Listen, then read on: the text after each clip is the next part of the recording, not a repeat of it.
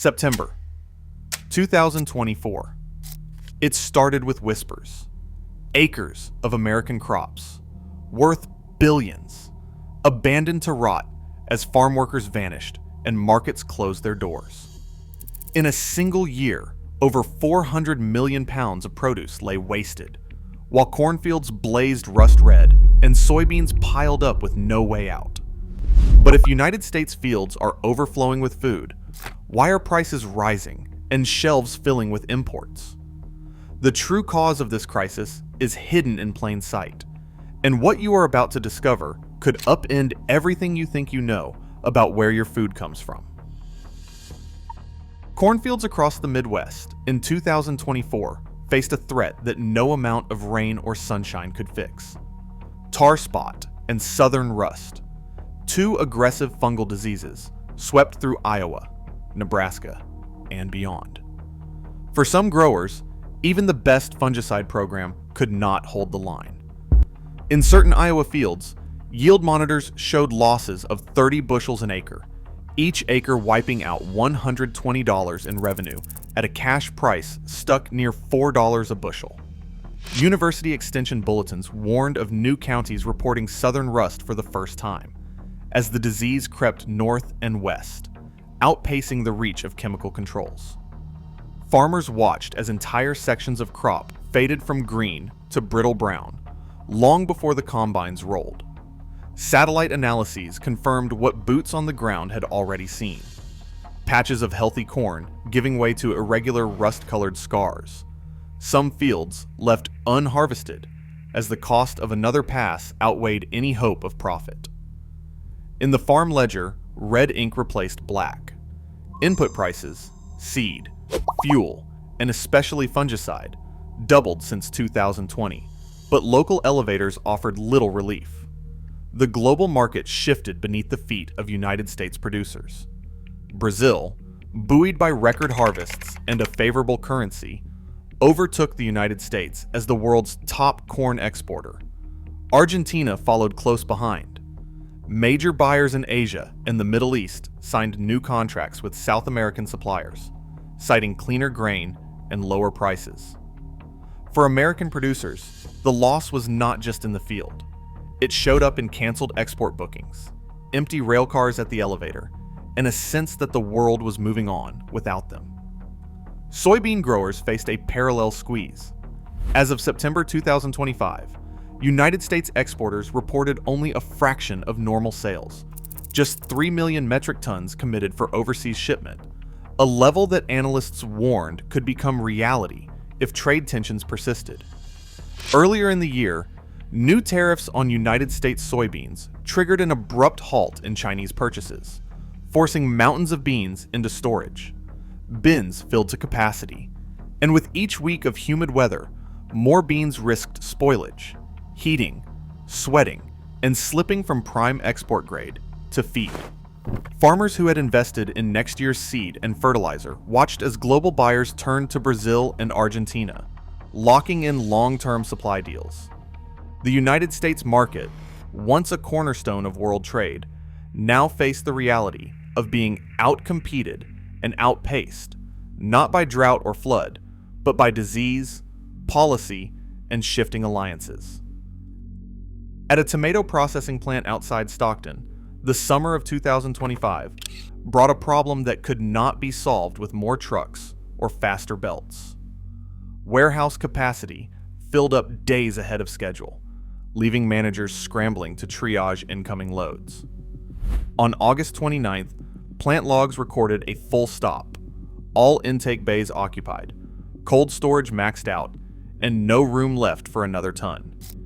In the Central Valley, the clock starts ticking the moment tomatoes are picked. Under September's relentless heat, even a short delay can turn a load of ripe fruit into a pile of mush.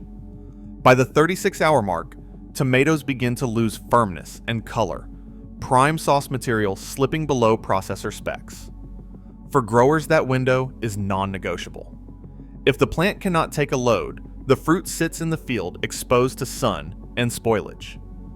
The backlog forced hard choices. Some trucks idled for hours at plant gates. Others were rerouted, But with every passing hour, the risk of waste grew.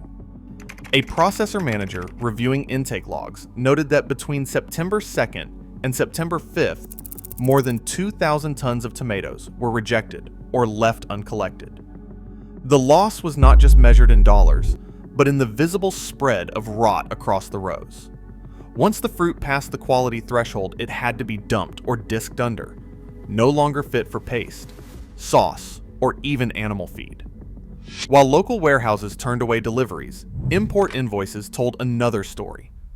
Shipments of tomato paste from Italy, Turkey, and China began arriving at U.S. ports in late September. Processors facing empty shelves and canceled contracts turned to foreign suppliers to fill the gap. By October, brands that once advertised California-grown quietly blended imported paste into their products. For growers, the damage was immediate. Canceled contracts for the next season, fields left unharvested, and a growing sense that the system they relied on was no longer built to protect them when the line backed up. The perishability of the crop amplified every delay, turning a logistical hiccup into a cascade of waste. In Ventura County, the rows of strawberries once destined for American tables sat quietly under the sun, their color deepening past marketable red into bruised, wilted softness. Picking crews that used to fill the fields had thinned to a fraction of their usual numbers. Labor logs from local growers showed a sudden drop. Only about 30% of the normal workforce remained after a wave of immigration enforcement swept through the region. The effect was immediate. Perfect berries, ready for harvest, were left untouched. In this crop, even an 8-hour delay can mean bruising. 2 days brings mold, and by the 3rd day, the fruit is a total loss. The same story unfolded in neighboring counties. In Santa Cruz, the harvest window for strawberries closed before most of the fruit could be picked. Crew leaders who in past years managed dozens of pickers now counted hands on one hand. The missing workforce meant acres of ripe berries never made it out of the fields. Farther inland, drone footage captured the scale of loss in Fresno and Madera vineyards. Rows of grapes, heavy on the vine, collapsed into the dust as buyers disappeared. The numbers told the story. California grape exports dropped by 15% in the fall, with domestic processing down 8%. Premium brands, once eager for every cluster, turned down a fifth of their usual supply. Acres of fruit were left to ROT and returned to the soil. In the Central Valley, the almond orchards faced a different reckoning. Warehouses overflowed with unsold nuts from previous seasons. With overseas demand shifting to Australia and prices falling below the cost to grow, farmers began pulling out trees they had nurtured for a decade. Aerial surveys revealed large brown patches where orchards had been bulldozed, deliberate abandonment etched into the landscape. Across these regions, the connection was impossible to ignore. Where farm workers vanished, the harvest followed, rapid, irreversible, and measured in millions of pounds left to rot. Grocery receipts tell a story that starts far from the fields.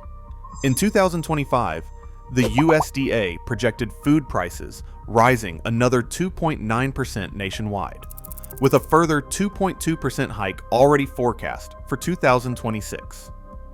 For millions of Americans, that meant a simple basket of staples costing more each month, even as headlines reported crops left to ROT. Food banks across the country tracked the fallout in real time. Intake logs from the Midwest and Central Valley showed month-to-month surges, with some locations reporting a 35% jump in clients between September and November. Directors pointed to a sharp uptick in families seeking help as SNAP benefits entered limbo during the autumn government shutdown. For many, the safety net frayed just as food prices ticked higher and local shelves went bare. Behind the scenes, the system hid its cracks. At the retail level, shoppers still found shelves stocked with tomato sauce, fruit juice, and almond milk. But a closer look at labels revealed a different origin story. Products branded with California fields or American farms increasingly relied on imported ingredients, tomato paste from Italy, fruit concentrates from Turkey, almond powder from Australia.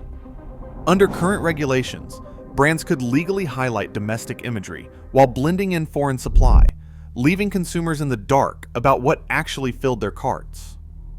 The environmental cost climbed alongside the economic one. The EPA confirmed that food waste now makes up 22% of all landfill material in the United States. As produce, nuts, and grains decomposed, they released methane, a greenhouse gas far more potent than carbon dioxide. In 2025 alone, rotting food contributed an estimated 4 million metric tons of methane, accelerating climate risk even as farms struggled to stay solvent. The contradiction was stark.